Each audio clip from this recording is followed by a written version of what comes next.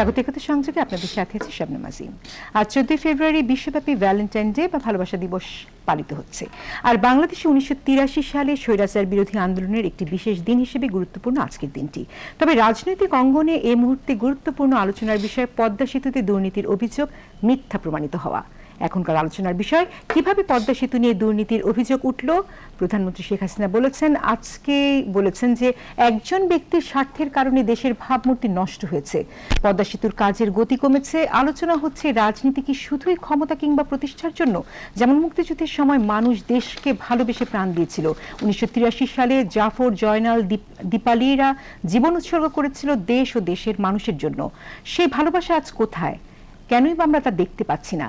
রাজনীতিতে ভালোবাসা নিয়ে কথা বলতে চাই আজকের একাত্তর সংযোগে, এবং আমাদের সাথে কথা বলার জন্য উপস্থিত আছেন হাবিবুর রহমান হাবিব, চেয়ারপারসন উপদেষ্টা, বাংলাদেশ জাতীয়তাবাদী দল বিএনপি, এবং আছেন রাশিক রহমান, আওয়ামী লীগ নেতা। বিশ্ব ভালোবাসা দিবসের শুভেচ্ছা জানাচ্ছি এবং স্বাগত জানাচ্ছি আজকের একাত্তর সংযোগে। আলোচনার একবারে তুঙ্গে আছে যে আমাদের এক বিশাল অর্জন এবং আমাদের যেভাবে আমাদের দেশের ভাবমূর্তিকে যেভাবে ক্ষুণ্ণ করার চেষ্টা চলছিল পদ্মা সেতু দুর্নীতির অভিযোগ তুলে, সেখানে আমরা জয়ী হয়েছি। পদ্মা সেতু দুর্নীতির যে অভিযোগ সেটা সম্পূর্ণ মিথ্যা প্রমাণিত হয়েছে। সেখান থেকে প্রশ্ন যাচ্ছে, এরপরেও কেউ কেউ বিভিন্ন রকম কথা বলার চেষ্টা করছে যে অভিযোগ উঠেছে এই বেশি, আদালত কি বললো তা নাকি খুব বেশি গুরুত্বপূর্ণ নয়, এরকম বলারও চেষ্টা চলছে। সেখান থেকে প্রশ্ন জাগে যে দেশের উপর দল না দলের উপর দেশ? প্রথমে যদি আমি একটু হাবিব ভাইয়ের কাছে আসি।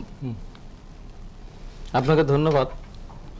আপনি প্রথমে আজকে বলেছেন যে বিশেষ দিন ভ্যালেন্টাইন ডে এবং স্বৈরাচার এরশাদ বিরোধী আন্দোলনে প্রথম শহীদ মিছিল থেকে জাফর, জিফার শাহ, জাফর, জয়নাল তাদের আত্মার প্রতি শ্রদ্ধা নিবেদন করে আমি আমার বক্তব্য শুরু করছি। আর আজকে ভ্যালেন্টাইন ডেতে আজকে পেপার পত্রিকা দেখলাম সারাদিন মানুষ এটা নিয়ে খুব মেতেই ছিল। আমার কাছে এই দিনটা ওইভাবে আমি দেখি না, কারণ আজকের এই দিনটাই সেন্ট ভ্যালেন্টাইনকে ফাঁসি দেওয়া হয়েছিল 14 ফেব্রুয়ারি, এবং তৎকালীন রোমে 259 সালের দিকে উনি একজন পাদ্রী ছিলেন এবং একজন চিকিৎসক ছিলেন। তো তখন খ্রিস্ট ধর্ম প্রচার করা নিষিদ্ধ ছিল রোমে। খ্রিস্ট ধর্ম প্রচার করার কারণে তখন রোম ক্লাডিয়াস তাকে গ্রেপ্তার করে কারাগারে নিক্ষেপ করে। কারাগারে থাকাকালীন অবস্থায় কারা কর্তৃপক্ষের মানে জেলারের একজন মেয়ে ছিল, মানে অন্ধ, তাকে চিকিৎসা করাতে গিয়ে তার সাথে সম্পর্ক হয়ে যায়। সেই সম্পর্ক পরে জানাজানি হওয়ার পরিপ্রেক্ষিতে তাকে ফাঁসি দেওয়া হয়। এবং এই ফাঁসির দিনটি ছিল, ফাঁসির দিনের 14 ফেব্রুয়ারি, সেদিন সেটা চিঠি লিখে গিয়েছিল তার প্রেমিকাকে। তো এইটা হলো আমার কাছে এই কারণে যে এই দিনটিতেই যেটা ফাঁসি হয়েছিল, সেই জন্য আমি এই দিনটিকে আমি ওইভাবে গ্রহণ করি না। আর বাংলাদেশে 1995 সাল থেকে শুরু হয়েছে, মানে শফিকুর রহমান এই জিনিসটি শুরু করেছিলেন। তা আমাদের কাছে বড় গুরুত্বপূর্ণ, যেহেতু স্বৈরাচার এরশাদ বিরোধী আন্দোলনে রাজপথে মুজিব খানের শিক্ষানীতির বিরুদ্ধে আন্দোলন করতে যারা মারা গিয়েছে, সেই দিনটি আমার কাছে বেশি বড় গুরুত্বপূর্ণ। আর পদ্মা সেতুর ব্যাপারে যে জিনিসটা আজকে বাংলাদেশের রাজনীতির সবচেয়ে আলোচিত বিষয়, যে কানাডার কোর্ট প্রমাণ করেছে বা কোর্টে প্রমাণ হয়েছে যে সেখানে পদ্মা সেতু নিয়ে যে দুর্নীতির কথা উঠেছিল, সেই দুর্নীতি সেখানে কোনো প্রমাণ পাওয়া যায় নাই। বিচারক সেখানে বলেছেন যে সেখানে শোনা কথা, বলা কথা, মানে বিভিন্ন কানাঘুষা, এই সমস্ত নাম গসিপ, এই সমস্ত পরিপ্রেক্ষিতে সেখানে বলেছে যে এর কোনো ভিত্তি নেই।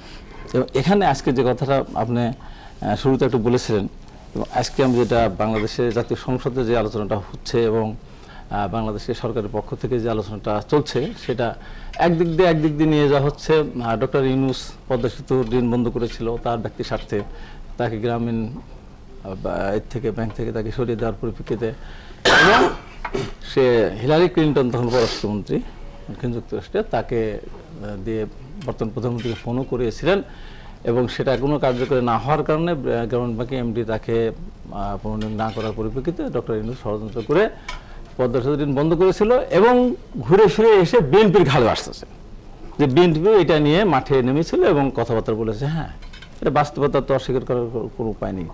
কারণ বিএনপি কেন, বিরোধী দল সেখানে এই পদ্মা সেতু দুর্নীতি হয়েছে বলে তৎকালীন যে বিশ্বব্যাংক অভিযোগ করেছিল যে বাংলাদেশে পদ্মা সেতু কাজ পাওয়ার জন্য কানাডার এসএনসি লাভালিন একটা কোম্পানি, তারা কাজ পাওয়ার জন্য 5 কোটি টাকা বাংলাদেশের, 5 কোটি ডলার বাংলাদেশের উচ্চতর পর্যায়ে যারা আছে যোগাযোগ মন্ত্রী থেকে আরো অনেকেই তাদের সাথে যোগাযোগ করে যোগ সাজস করে কাজ পাওয়ার জন্য চেষ্টা করেছিলেন বা ঘুষ দিয়েছিলেন। এই কথাটা বিশ্ব ব্যাংকের কাছে প্রতীয়মান হলে বিশ্বব্যাংক তখন কানাডা পুলিশকে, কানাডা সরকারকে অনুরোধ করে এটা তদন্ত করার জন্য। কানাডার পুলিশ সেখানে এসএনসি লাভালিনের অফিসে গিয়ে সেখানে গ্রেপ্তার করলেন রমেশ শাহ, উনি ওই সময় কোম্পানির দায়িত্বে ছিলেন, এবং ইসমাইল নামে 2 জনকে গ্রেপ্তার করলেন। পরবর্তী সময় আপনার আরো 2 জন যারা এই মামলার সাথে আসলে সবার কাছে কম বেশি এই জিনিসটা যখন তারা কানাডা পুলিশ বলল যে বাংলাদেশে এই কাজ পাওয়ার জন্য যে ঘুষ কেলেঙ্কারি যে কথাটা এসেছে, তারা তাদের টেলিফোনের কথোপকথনে তাদের কাছে প্রতীয়মান হয়েছে, সেই হিসাবে তারা করেছে। এখন প্রশ্ন যে আমি যে কথাটি বলতে চাচ্ছি যে সেটা আজকে সারাদিন ব্যাপী বা 2 দিন ধরে এই বিএনপির বিরুদ্ধে অনেক অভিযোগ নিয়ে আসা হচ্ছে যে বিএনপিও এটার বিরুদ্ধে নেমেছিল, বিএনপি পদ্মা সেতু চায় নাই। আচ্ছা, আমার কথা হলো বিএনপি পদ্মা সেতু চাবে না কেন? আর আজকে আমি যে কথাটি বলতে চাচ্ছি যে কানাডা কোর্টে যে প্রমাণ হয়েছে যে বাংলাদেশের এই পদ্মা সেতু কোনো দুর্নীতি হয়নি, তাতে এখানে আমরা তো খুশি, বাংলাদেশ কলঙ্কমুক্ত হয়েছে। বাংলাদেশ দেশ তো সরকার আজকে আওয়ামী লীগ ক্ষমতা আছে, এর আগে বিএনপি ছিল, আবার ভবিষ্যতে অন্য দল আসবে, কিন্তু বাংলাদেশ কলঙ্কমুক্ত হয়েছে। আজকে আমরা সংবাদ মাধ্যমে কিন্তু দেখলাম বিএনপির পক্ষ থেকে কেউ কেউ বলার চেষ্টা করেছেন যে অভিযোগ উঠেছে, এটি বা কেন উঠবে, এটি একটি বিশাল নেককারজনক বিষয়। অভিযোগ তো মিথ্যা অভিযোগ উঠেছে, তা তো প্রমাণ হয়ে গেছে। তাহলে এই কথা আজ কেন? না, আজকে কেন বলা হচ্ছে যেখানে মানে বিএনপির ঘাটের প্রধান দোষটা দেওয়া হচ্ছে, এবং দেখেন অভিযোগ উঠেছে, এই অভিযোগটা কতখানি, আমি তো ধরেন সাধারণ একজন মানুষ, একেবারে সাধারণ একজন মানুষ, তারপরে কিন্তু যেহেতু আমরা কিছু কর্ম করে খাই, সেই কারণে আমার কাছে প্রতীয়মান হয়েছিল ওই সময় বা এখনো, বা আমি বলবো সেটা হলো যে পদ্মা সেতুতে বিশ্বব্যাংকের যে 120 কোটি টাকা, 20 কোটি ডলার দেওয়ার কথা ছিল, সে টাকা তো ছাড়ই হয়নি। সে টাকা ছাড় না হওয়ার আগেই সেটা কিভাবে সেটাতে দুর্নীতি হলো। আমার কথা হলো দুর্নীতির ষড়যন্ত্র চলছে, তখন তারা কিন্তু দেখা দিচ্ছে ষড়যন্ত্র চলছে, এই কারণেই তারা ওখান থেকে পিছিয়ে যাচ্ছে। আমরা তো অভিযোগ করি, অভিযোগটা করব বিশ্বব্যাংক। হাবিবুর রহমান, প্রশ্ন কিন্তু তা নয়, প্রশ্নটি হচ্ছে গিয়ে যে যখন এটি মিথ্যা প্রমাণিত হয়ে গেল তখন কেন অভিযোগ কি উঠেছে সেটা নিয়ে কথা হচ্ছে, আদালত কি রায় দিল সেটাই তো ইম্পর্টেন্ট হওয়ার কথা ছিল, এবং জাতির স্বার্থে আসলে খুব খুশি হওয়ার একটি বিষয় থাকার কথা ছিল। সেখানে আপনারা কেন যেন মানে বিএনপি পক্ষ থেকে আমরা ভেঙেই বলেন, বিএনপির পক্ষ থেকে মহাসচিব সেদিন মনে হয় বইমেলা একটা কথা বলতে কিন্তু বলেছেন, আমি ওখানে ছিলাম না, টেলিভিশনে যতটুকু দেখলাম, হয়তো কথার পরিপ্রেক্ষিতে বলতে গিয়ে হয়তো ভাষাটা ওইভাবে এসেছে যে কোন কোর্ট কি রায় দিল না দিল আমাদের দেখার, এরকম ভাবে বলছেন যে আসলে আমার খুশি হয়েছে না, আমি খুশি মানে কি আমার দেশ কলঙ্ক মুক্ত হয়েছে, আমি খুশি। কিন্তু সরকারের সবচেয়ে বড় ব্যর্থতা যেটা ছিল, যেখানে টাকা ছাড় হয়নি সেখানে দুর্নীতি হলো কি করে? তখনই সাথে সাথে কিন্তু তারা বলেছে যে অভিযোগ উঠেছে যে এই দুর্নীতি হওয়ার একটি ষড়যন্ত্র ছিল, তাই তারা সরে গেছে।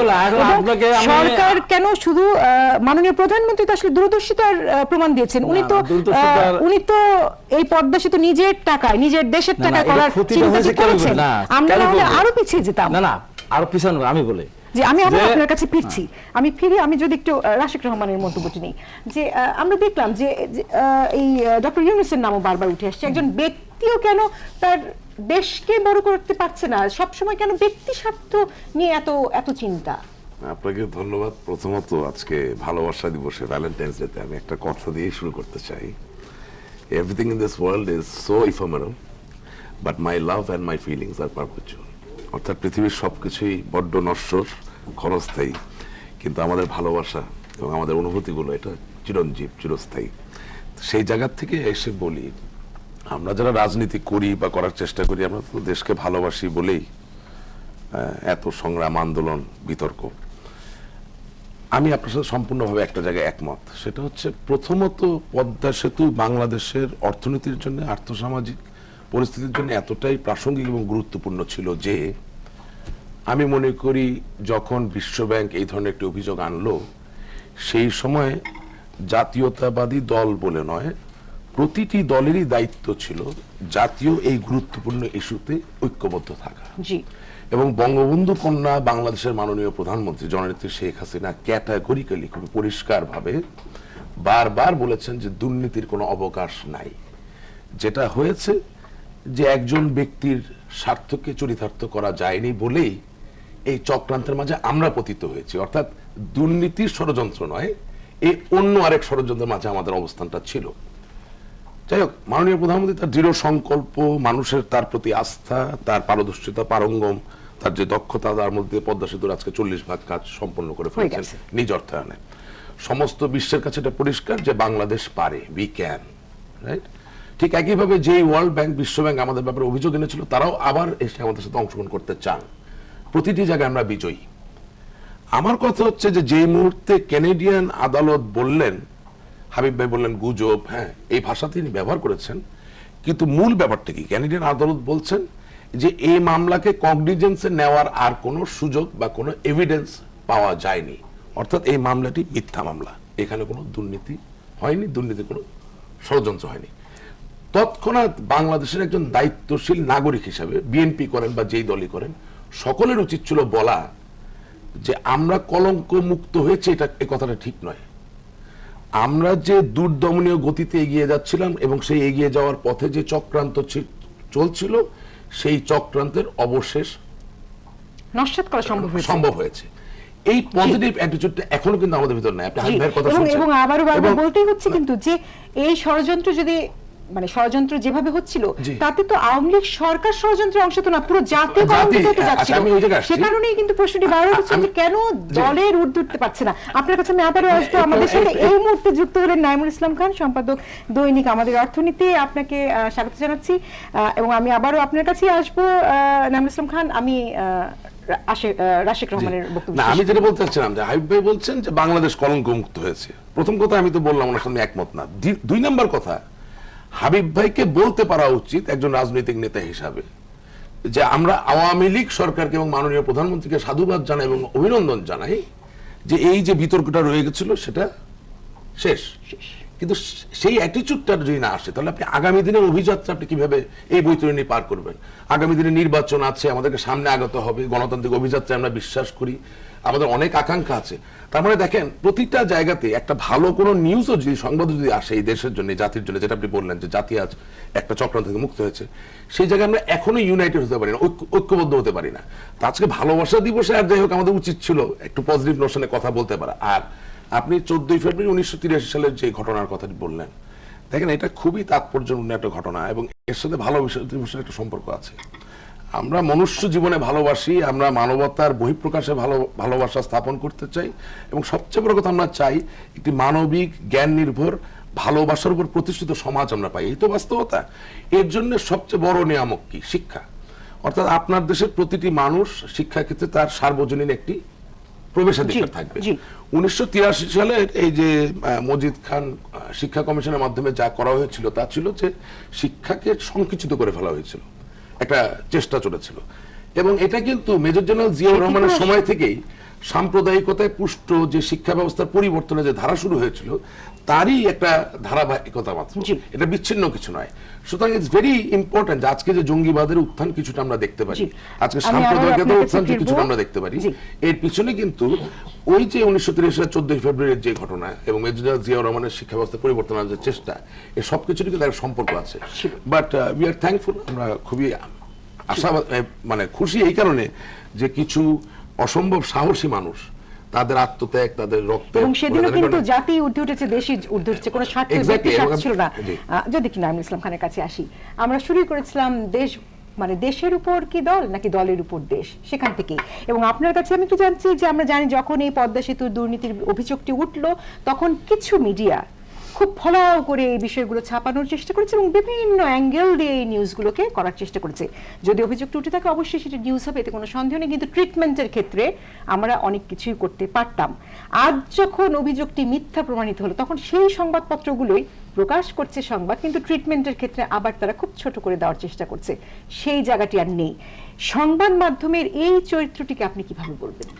না, সংবাদ মাধ্যমের এই চরিত্র একেবারে তো আর গতকাল বা গত সপ্তাহে এই চরিত্র দেখা দেয় নাই। চরিত্র নষ্ট হয়েছে, অনেক দিন হয়ে গেছে ইতিমধ্যে। এবং এই চরিত্র নষ্টের ফলে গণমাধ্যমের গ্রহণযোগ্যতার ক্ষেত্রেও কিন্তু একটা বড় বিপর্যয় হয়েছে, বাংলাদেশেও হয়েছে। আসলে পশ্চিমা দেশগুলিতেও গণমাধ্যমের গ্রহণযোগ্যতা, কার পরে কার আগে, এগুলি নিয়ে অনেক হাস্যরসেরও সুযোগ আছে এবং এটা খুবই দুঃখজনক। তো বাংলাদেশের এই ঘটনাটা, এটা কিন্তু কেবলমাত্র একটা দুর্নীতি। আমি শুরুর দিকে হয়তো কথাটা মিস করেছি, আমি বলি যে এটা কিন্তু কেবলমাত্র একটা দুর্নীতি বিষয়ক সাংবাদিকতা, দুর্নীতি বিষয়ক সংকট ছিল না। এই দুর্নীতির অভিযোগকে পুঁজি করে এটা একটা রাজনৈতিক পরিকল্পনা ছিল, যেখানে ধরেন আপনি যে এখানে আমাদের ব্যাকগ্রাউন্ডে দেখানো হচ্ছে যে প্রধানমন্ত্রীর ফ্যামিলি সহ অনেককে কিন্তু এটার মধ্যে মানে ইমপ্লাইড করা হয়েছিল। এবং এটার উদ্দেশ্য ছিল, সামনে তো একটা নির্বাচন, তখন 10ম জাতীয় সংসদ নির্বাচনের ধরেন 2 বছর আগে থেকে, এবং দেখেন এটা কিন্তু খুব কার্যকর হয়েছিল। এই কার্যকারিতাটার ফলাফল আওয়ামী লীগ টের পেয়েছে যখন একের পর এক সিটি কর্পোরেশন ইলেকশনগুলিতে তাদের পরাজয় হচ্ছে। এবং অনেকেই তখন বলতো যে বরিশালে কেন আওয়ামী লীগের পতন হবে, এত ভালো কাজ করলো। পরে দেখা গেল যে সংবাদপত্র, media, talk show, civil society আলোচনা করছে যে এইগুলো জাতীয় রাজনীতির প্রভাব। রাজশাহী তো তাই। তো হ্যাঁ, রাজশাহী তো জাতীয় রাজনীতিটা তখন কি ছিল? জাতীয় রাজনীতিটাতে প্রধান আলোচ্য ছিল পদ্মা সেতুতে কথিত দুর্নীতির অভিপ্রায়ের ষড়যন্ত্র, অভিপ্রায়ের অভিযোগ। এটা কিন্তু ষড়যন্ত্র না, দুর্নীতির অভিপ্রায়। এখন আমরা যদি একটু খেয়াল করি যে কানাডাতে মামলাটা কি ছিল আর বাংলাদেশ পার্টি কি ছিল, আসলে দুইটা মিলে হলো টোটাল অভিযোগটা। কানাডার পার্টে এসএনসি নাভালিনের বিরুদ্ধে সেখানে অভিযোগ উঠেছে যে তারা বাংলাদেশের কাউকে কাউকে ঘুষ দেওয়ার জন্য প্রস্তাব করেছিল, আর বাংলাদেশ পার্টে দুদক করেছে যে বাংলাদেশের কেউ কেউ সেই ঘুষ নিতে চাচ্ছিল বা রাজি হয়েছিল। বাংলাদেশের দুদক একটা পর্যায়ে ফাইনাল রিপোর্ট দিয়েছে, কারণ তারা প্রমাণ পায় নাই যে তারা ঘুষ নিতে রাজি হয়েছিল। আর এখন সর্বশেষ কানাডার কোর্ট দেখলো যে তারা ওই যে কানাডার পার্টি যে অফার করেছিল সেটারও কোনো প্রমাণ পাওয়া যায়নি। একেবারে খুব সরল ভাবে বললে ব্যাপারটা কিন্তু এই। এখন তাহলে আমরা কি বুঝলাম যে কানাডার এই যে সুপিরিয়র কোর্টের যদি রায়ের কনক্লুডিং প্যারাটা আপনি পড়েন, তারা এটাকে গুজবও বলে নাই, তারা এটাকে এতটাই হাস্যকর বলেছে যে এটা যদি ইন ইটস ওয়ার্ডস, এটা হলো হিয়ারসে নিয়ে হিয়ারসে। মানে এটা কিভাবে বাংলায় বলবো আমি জানি না, হিয়ারসে নিয়ে একটা হিয়ারসে, এটাকে সাবস্টেনশিয়েট করার মতো কিচ্ছু পায় নাই তারা, নাথিং এট অল। সো এইটা আমরা মনে করছি যে আমাদের কলঙ্ক মতন হয়েছে না, এখন তো আমার কষ্টের সীমা নাই। আপনি দেখেন এই আমাদের এই 3 বছর দেরির ফলে আমাদের পদ্মা ব্রিজ যদি আমরা সময় মতো করতাম, আজকে থেকে আমাদের জিডিপির গ্রোথ রেট 8 ক্রস করে যেত, আমাদের খরচ কম হতো মানে কত শত হাজার কোটি টাকা। আপনি যদি দেখেন যে এই প্রজেক্টটার ব্যাপারে আমাদের যে অন্যান্য কত রকম সাহায্য সহযোগিতা, এই জায়গাগুলোতে আরেকটু ডিটেইলে কথা বলতে, তবে বিরতির সময় হয়ে গেছে। দর্শক নিচ্ছে বিরতি, ফিরে এসে নিশ্চয়ই কথা হবে, থাকবেন আমাদের সাথে। রাজনীতিতে ভালোবাসা আর ভালোবাসায় রাজনীতি নিয়ে আবারও একত্র সংযোগে ফিরে এলাম এবং কথা বলছিলাম পদ্মা সেতু দুর্নীতির অভিযোগ, মিথ্যা প্রমাণিত সে বিষয় নিয়ে। নাঈমুল ইসলাম খান, আপনি বলছিলেন যে আমাদের ক্ষতির মাত্রাটি কোথায়, কত কত জায়গায় আসলে আমরা ক্ষতির সম্মুখীন হলাম। তারপরেও আসলে একরকম মাননীয় প্রধানমন্ত্রীর দূরদর্শিতার কারণে কিছুটা ক্ষতি আমরা কিছুটা হলেও কাটিয়ে উঠতে পেরেছি বলে আমরা মনে করছি। কিন্তু সরকারের আইনি বিজয় হলো, নৈতিক বিজয় হলো, বিশ্ববাসী জানতে পারলো যে এটি সম্পূর্ণ একটি মিথ্যা বিষয় ছিল। এখন আমাদের করণীয় কি? আমি বলি, ইউ আর ভেরি রাইট। আমাদের নৈতিক জায়গায়, আমাদের মরাল স্ট্যান্ডিং এর জায়গাটাতে আমাদের বিজয় হয়েছে, কিন্তু যখন মরাল জায়গাটাতে বিজয় হয় তখনই আমার অন্যান্য ক্ষতিগুলি প্রধান হয়ে দেখা দেয়। এবং এটা গুরুত্বপূর্ণ যে এই যে আমাদের কস্ট বাড়লো, এই যে আমার দেরির কারণে জিডিপির বেনিফিটগুলি আমরা 3 বছর দেরি হবে পেতে, এগুলির হিসাব করলে কিন্তু হাজার হাজার কোটি টাকা, বিলিয়ন ডলার।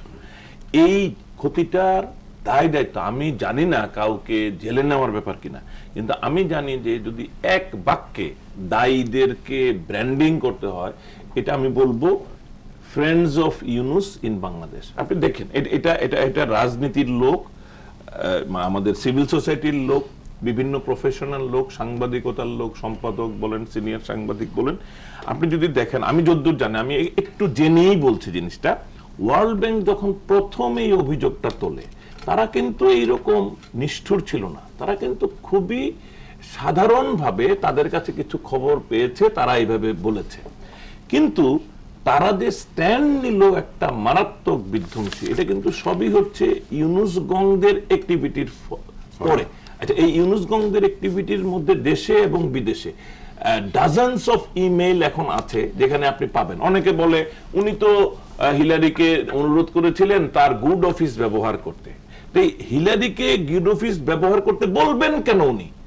আপনি কি জানেন আজকে যখন আমরা কথা বলছি, আমেরিকার ন্যাশনাল সিকিউরিটি অ্যাডভাইজার পদত্যাগ করেছেন, আপনি জানেন কেন? সামান্য রাশিয়ান অ্যাম্বাসেডরের সাথে টেলিফোনে উনি বলেছিলেন যে রাশিয়ার বিরুদ্ধে যে স্যাংশনগুলি হয়েছে এইগুলি উনি ক্ষমতায় আসলে দেখবেন।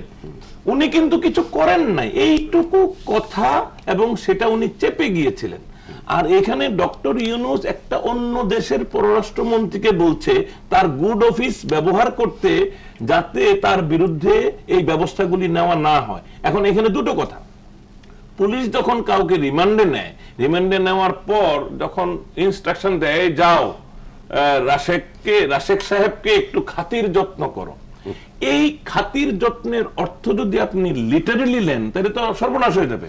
এই খাতির যত্ন মানে হলো তাকে নিয়ে নিষ্ঠুর নির্যাতন করে স্বীকারোক্তি নাও।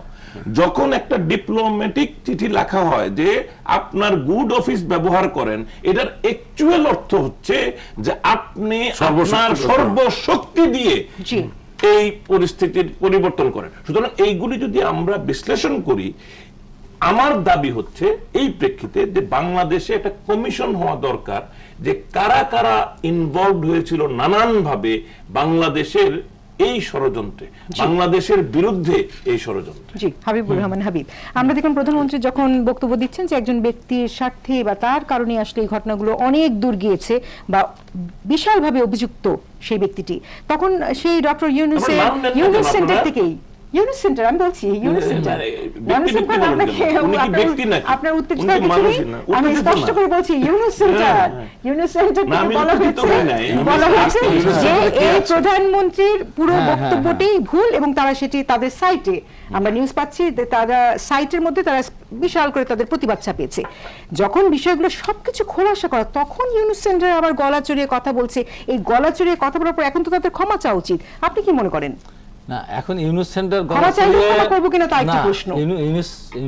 গলা চড়িয়ে যে কথা বলছে, সে যদি গলা চড়িয়ে কথা বলার মতো সে যে অ্যাবিলিটি রাখে, সে যদি মনে করে যে আমি নির্দোষ, সেটা বলতে পারে। আর আমার কথা হলো যে ডক্টর ইউনুস বলেন আর বিএনপি বলেন, এই যে কথাগুলো বলা হচ্ছে, আমি বললাম যে বাংলাদেশ কলঙ্কমুক্ত হয়েছে, আমার সাথে একমত না। আমার কথা হলো যে কলঙ্কই ছিল না। আমি বলে আমার কথার সময় কথা বলা যাবে না, এটা অনুরোধ। আপনার কথার সময় কথা বলি না, এতটুকু সাপ্লিমেন্ট করা যায়। এটা তো কথা, এটা তো আর একটা সেটা হলো এই যে আমি কিন্তু দেখ এখানে জিনিসটা হলো যে এর জন্য এগুলোকে দায়ী না করে আজকে এই যে আমরা উন্নয়ন থেকে পিছিয়ে গেলাম, 3 বছর আমাদের সময় চলে গেল, জিডিপি আরো বেড়ে যেত, এই যে কস্ট বাড়ছে, কস্ট বাড়াতে কোনো কারণ নেই। কেন কস্ট বাড়বে? 3 বছর সময় না না, কেন কস্ট বাড়বে? কস্ট এখন তো জিনিসের দাম সবচেয়ে কম। তেল তো ফ্রি ধরতে গেলে $149 থেকে $35 আসছে। তেলের দাম কম মানে পরিবহনের অর্ধেক খরচ, তেলের দাম কম মানে রড আরো আনুষঙ্গিক যা যা একটা অবকাঠামো তৈরি করতে খরচ হয়, সবকিছুর দাম কমে গেছে। এখন সবকিছুর দাম অর্ধেকে চলে আসছে তেলের দাম কমার কারণে। গেল দ্বিতীয়ত কথা, যে আজকে অন্যের দোষটা না দিয়ে সরকারের ব্যর্থতার দিক দিয়ে আমি দেখতে বলবো। কারণ যে সরকার যে ব্যর্থতার পরিচয় দিয়েছে, তার ভিতর যে সাহস ছিল না, তার যে মরাল কারেজ ছিল না, তারই প্রমাণ হিসাবে সরকার তো বলতে পারতো। সরকার এটা বলতো নো, আমার তো $120 কোটি দেওয়ার কথা ছিল ওয়ার্ল্ড ব্যাংকের, তারপরে ইসলামিক উন্নয়ন ব্যাংকের দেওয়ার কথা ছিল, এশিয়ান ডেভেলপমেন্টের দেওয়ার কথা ছিল, জাইকার টাকা দেওয়ার কথা ছিল। ঠিক আছে, ডক্টর ইউনুস হিলারির মাধ্যমে আপনার ওয়ার্ল্ড ব্যাংকের টাকা সরাই নিল, তো ইসলামিক উন্নয়ন ব্যাংক এবং এশিয়ান ডেভেলপমেন্ট ব্যাংক এবং জায়গার টাকা এরা সরে গেল কেন? কেন সরে গেল? তাহলে এটা সরকারের ব্যর্থতা। দ্বিতীয়ত কথা হলো যে সরকার বলতে পারে স্পষ্ট করে যে নো, এখানে তো ওয়ার্ল্ড ব্যাংক টাকা ছাড়ই দেয়নি, দুর্নীতি করে ওই ব্যর্থতা। আমি শেষ করে দেন, আমার একটু প্রশ্ন আছে। প্রশ্ন করেন, আমাকে বলতে দেন। জি, কিন্তু আপনার বলা হয়ে গেলে তো আমার প্রশ্নটি আর কোনো কাজে লাগবে না। তারপর বলেন, তারপর আমাকে বলতে দেন। সেটা হচ্ছে কি, আপনি যে বলছেন সরকার ব্যর্থ হয়েছে, তো সেখানে যদি সরকার ব্যর্থ হয়ে থাকে, তারা তো আসলে একরকম এই ওয়ার্ল্ড ব্যাংকের যে কাজ তাকে বৃদ্ধাঙ্গুলি দেখিয়ে নিজেদের পয়সায় কাজ করতে শুরু করেছে, এবং ওয়ার্ল্ড ব্যাংক যেহেতু চলে গেছে, ওয়ার্ল্ড ব্যাংক যেহেতু চলে গেছে, তখন কিন্তু বাকি যারা দাতা গোষ্ঠী ছিল তারাও সরে গেছে একে একে। কিন্তু আমরা কি সরে গেছি বা আমরা কি পিছিয়ে গেছি? আমরা পিছিয়ে যাইনি, নিজের সম্পদ নিয়ে গেছে। তাহলে সরকার ব্যর্থটা হলো কোথায়? এটা আপনি খুব ভালো প্রশ্ন করেছেন, এই জন্য আপনাকে ধন্যবাদ। ব্যর্থ হলো এই জায়গায় যে সরকার বলতে পারতো যে টাকা ছাড় দেয়নি, দুর্নীতি এখানে হয় নাই, আমি নাইমুল ইসলাম খানকে মারতে চাই, তাহলে আমার মামলা হয়ে যাবে। এটা বলেছে তো সরকার। আমি বলি, কথা হলো সরকার তার সচিব মুশারফ হোসেন ভূঁইয়াকে কেন গ্রেপ্তার করলেন? নো, জি, কেন গ্রেপ্তার করলেন? সরকার কেন তার মন্ত্রীকে সরিয়ে দিলেন? সরকার তো বলতে পারতেন যে নো, টাকা ছাড় দেয়নি, ছাড় হয়নি, সেখানে দুর্নীতি হলো কি করে? আমি আপনার কাছে আসবো, এই উত্তরটিকে আমি একটু শেষ হয়নি, এটা বলার পর আমি যেটা বলতে কেন সরিয়ে দিলেন সেটা আমি বলতে চাচ্ছি যে এই সরিয়ে দিল। তারপরে এই জিনিসটা আমি বলে যে আজকে এই যে সরকারের, আমি আবার আপনার কাছে অবশ্যই আসবো, আমি একটু রাশিদ খানের কাছে কিছু বিষয় জেনে আমি কয়েকটা জিনিস রেকটিফাই করতে চাই। আমাদের টক শোতে সবচেয়ে বড় সীমাবদ্ধতা হচ্ছে আমরা কিছু কথা বলার জন্য বলি। ইন্টারন্যাশনাল মেটাল এক্সচেঞ্জ, অর্থাৎ যেখানে লোহা প্রতিদিন বিলিয়ন বিলিয়ন ডলারে কেনা হয়, নাইম ভাই জানবেন, গত 100 বছরের ইতিহাসে প্রতি বছরে বছরে দাম বেড়েছে কি কমেছে সেই তথ্য নিলেই পাওয়া যাবে। তেলের দাম কমেছে বলে লোহার দাম কমে যাবে এই যুক্তি আমি জীবনে শুনিনি, এটা প্রথম শুনেছি। আমাদের নতুন করে শিখতে হবে এখন কমোডিটি এক্সচেঞ্জ কিভাবে চলে। গেল এক, সিমেন্টের যে ক্লিংকার, এগুলো তো সবই হচ্ছে আহরণ করা সম্পদ, এর সাথে তেলের কোরিলেশন আছে, কিন্তু এত বড় কোরিলেশন নাই যে তেলের দাম কমে গেল আর আপনার সিমেন্টের দাম অর্ধেক হয়ে গেল। যেমনটি নাইম ভাই বললেন যে প্লেনের টিকিটও তো আপনি কমতে দেখেন। সুতরাং 3 বছরে আমাদের আর্থিক ক্ষতি হয়েছে, এক। 2 নাম্বার, সবচেয়ে বড় যে ক্ষতিটা, প্রতিটা দেশের একটা কনফিডেন্স ইন্ডেক্স থাকে, যেটার উপর নির্ভর করে আপনি এলসি দিতে পারবেন কিনা, ব্যাংকিং সুবিধা কতটুকু পাবেন, ব্যাংকিং ক্রেডিট আন্তর্জাতিক বাজারে কতটুকু পাবেন, এইসবের উপর নির্ভর করে। যেই মুহূর্তে ওয়ার্ল্ড ব্যাংকের মতো একটা মেগা ফিনান্সিয়াল ইনস্টিটিউশন বাংলাদেশের মতো একটা রাষ্ট্রকে এইভাবে কলঙ্ক লেপন করার চেষ্টা করে, তখন যেটা হয় যে সুদূর প্রসারী প্রভাবটি হচ্ছে যে কনফিডেন্স ইন্ডেক্সে আমরা আক্রান্ত হই।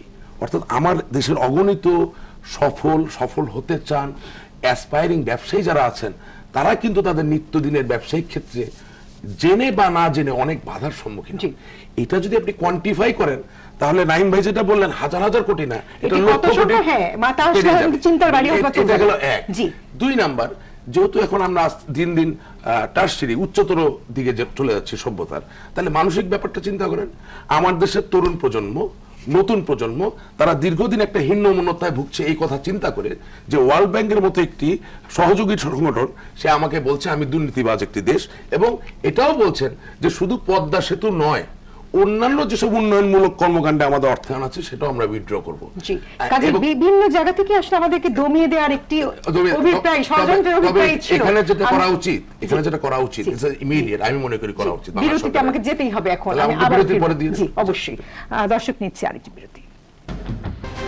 ফিরলাম ৭১ সংযোগে, আপনাদের সাথে আছে শাবনাম আজিম এবং আমি আশিক রহমানকে থামিয়ে দিয়ে বিরতিতে গিয়েছিলাম, তাই আমি আশিক রহমানের কাছে ফিরতে চাই। না, প্রথম কথা হচ্ছে আমি মনে করি ডক্টর ইউনূসকে ইমিডিয়েটলি সংসদীয় একটি কমিটির মাধ্যমে একটা এক্সপ্লেনেশনের জন্য ডাকা দরকার। কারণ যেটা নাইম ভাই বললেন যে তিনি গুড অফিসের হস্তক্ষেপ চেয়ে হিলারি ক্লিন্টনের ইমেল দিয়েছিলেন, আমাদের জানতে পারা দরকার উনি গুড অফিস বলতে কি বোঝান, এক।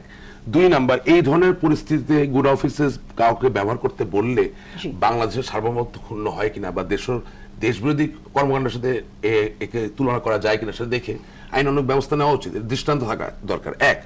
2 নাম্বার, আমি মনে করি ওয়ার্ল্ড ব্যাংক আমাদের উন্নয়ন সহযোগী, নিশ্চয়ই আগামী দিনেও তারা আমাদের সাথে কাজ করবেন, বাট আমার মনে হয় ওয়ার্ল্ড ব্যাংকের আজকে সময় এসেছে উচিত আমাদের দেশের প্রতি তাদের সত্যিকার আস্থাকে প্রকাশ করার জন্য এবং এই যে পরিস্থিতি এটাকে চিরকালের জন্য পিছনে ফেলে দেওয়ার জন্য দে শুড অ্যাপোলোজাইজ, তাদের দুঃখ প্রকাশ করা উচিত ফর্মালি, অফিসিয়ালি।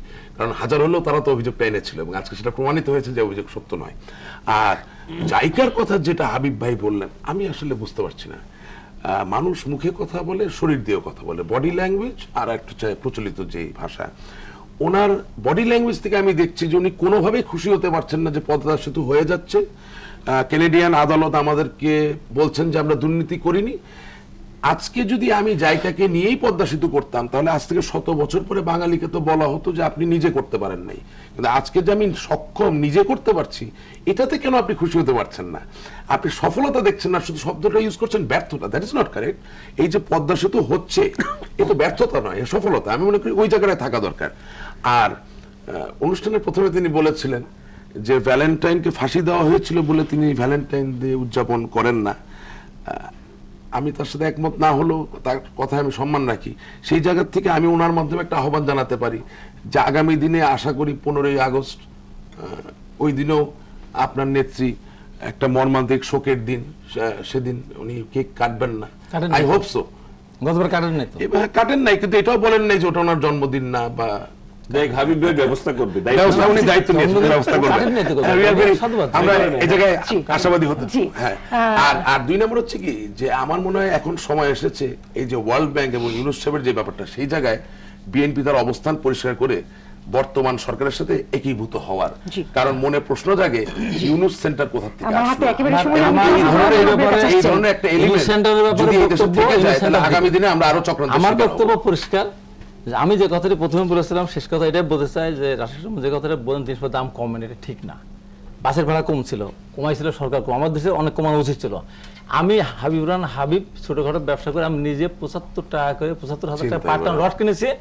আমি আজকে রড কিনলাম 46,000 টাকা করে। একটু 15 সেকেন্ড এই যে অবস্থা না, আমার কথা এই যে খোলা বাজারে পাইকারি লোহা কেনা সব জায়গায় আর আন্তর্জাতিক ক্ষেত্র থেকে পদ্মা সেতুর জন্য লোহা কেনা কি দুই এক জিনিস? তা তেলের দাম কমার কারণে সব জায়গায় কিছু না কমছে। আর যে কথাটা বলা যায় আমরা পদ্মা সেতুতে আমরা ওয়ার্ল্ড ব্যাংক সরে যাওয়ার কারণে আমাদের লসটা কি হলো? আমার হাতে একেবারেই সময় নেই। ওয়ার্ল্ড ব্যাংক টাকা দিত, এই যদি রাজনীতির অবস্থা হয়, কিসের রাজনীতির অবস্থা? সেই টাকা আমি তো পাইকারি ইন্টারন্যাশনাল মেটালের প্রাইসের কথা বলতে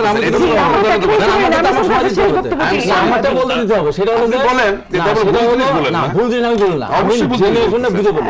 জি, আমি কাজ যেরকম কথা বলি না, কথা বলতে হলে আমি এই জন্য আমি কিন্তু পদ্মা সেতু নিয়ে কথা বলতে গিয়ে করেছে এই দুটো জিনিস সরকার এখানে সংসদীয় কমিশন হতে পারে আর সংসদীয় কমিশনের সাথে বিশেষজ্ঞদের নিয়ে এটা যৌথ কমিশন হতে পারে। তবে দুটো কমিশন দরকার। কারণ এই যে ধরেন ইউনুস সেন্টার যে আপনাদের প্রতিবাদ পাঠায়, ইউনুস সেন্টারের ভিত্তি তাদের যে 11,000 স্কয়ার ফিট অফিস, তারা ব্যাখ্যা দিতে পারবে না যে তাদের 11,000 স্কয়ার ফিট তারা অকুপাই করে কোন অধিকারে, কোন প্রসেসে, কত টাকা স্কয়ার ফিটে তারা 71 টেলিভিশনের কাছে সেটা তো আছে, সেটা অন্য জিনিস। জি, কিন্তু কথা হলো যে সরকার কি আমি আজকে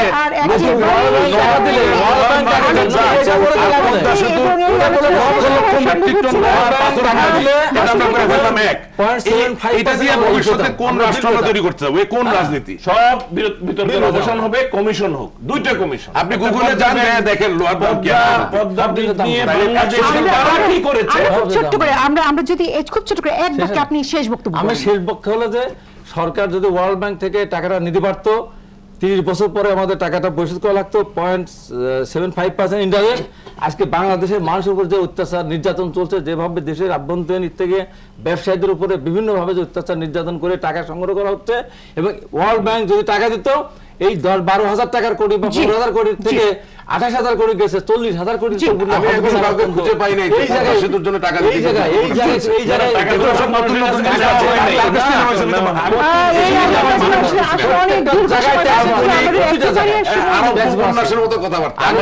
আপনি কনক্লুডিং ওটাই বলতে পারেন যে বিতর্ক থেকে আজকে ভালোবাসার দিবস এটাই বলতে চাই যে রাজনীতিতে আসলে যে ভালোবাসা, সেই ভালোবাসাটা যেন শুধুমাত্র মানে স্বার্থে না হয়। আমরা বোধহয় আরো কিছু সময় পাচ্ছি। তাই আমাকে আমার না, তাহলে আমি- very আমি good. তাহলে পারি, এরকম আমি ব্যাখ্যা চালাতে হচ্ছে। পারি। হ্যাঁ, না, World লুটপাট Bank- হচ্ছে তো। না, না, আমি- ওটার সাথে যদি ওয়ার্ল্ড ব্যাংকের টাকা হতো, ওয়ার্ল্ড ব্যাংকের নিয়ন্ত্রণ তাহলে পরে এইভাবে আজকে যে টাকা বাজেটটা যে বাড়লো 10,000 কোটি না, টাকা না, আমি- আপনি কি জানেন থাকতো যে ওয়ার্ল্ড ব্যাংক থাকে কেন হতো না? কারণ ওয়ার্ল্ড এই ব্যাংকের এরকম বাড়তো প্রজেক্টও না। মানে শোনেন, cost বাড়ে। যারা দেখছে, আমরা খুব স্পষ্ট করে আমি বলছি, আপনি শুধু প্রস্তাব দিচ্ছেন, আপনি প্রস্তাব এখানে দিচ্ছেন ইচ্ছা কি মতো বলেন? ওখানে টাকা খরচ আমি করতেছে। না ভাই আমি একটা কথা বলি অযোগ্য লোককে আমাদের দিয়ে, অযোগ্য আমাদের এখানে লোককে কিন্তু খরচ দিলে যা হয়, না না না এখানে এখানে তাই হচ্ছে। আমাদের এখানে জবাব বোঝা নাই। এইখানেও আলোচনায় একটা ভুল হয়ে যাচ্ছে অ্যাজ ইফ ওই ষড়যন্ত্রটা কেবল পদ্মা ব্রিজের হওয়া না হওয়া সংক্রান্ত Right. তা ছিল না। পদ্মা ব্রিজটা ছিল উপলক্ষ, লক্ষ্য ছিল বাংলাদেশের রাজনীতি, লক্ষ্য ছিল 10ম জাতীয় সংসদ নির্বাচন। সেই নির্বাচনের জন্য ডক্টর ইউনূস সহ সিভিল সোসাইটির এবং অন্যান্য অংশীদার যারা এই জায়গাটাতে কাজ করেছেন তাদেরকে একটা কমিশনের আচ্ছা, এখানে আমি একটা তদন্ত কথা করে বলি। অনেক ধন্যবাদ। বিশেষ করে আজকে তো এই আলোচনা ছিল আসলে অনেক সময় দরকার ছিল। ভালোবাসা দিবসে আমাদের অঙ্গীকার হোক আমরা দেশকে ভালোবাসবো, জাতিকে ভালোবাসবো, নিজের উপরে দেশ, নিজের উপরে জাতি। সবাই ভালো থাকবেন, ধন্যবাদ। দেখবেন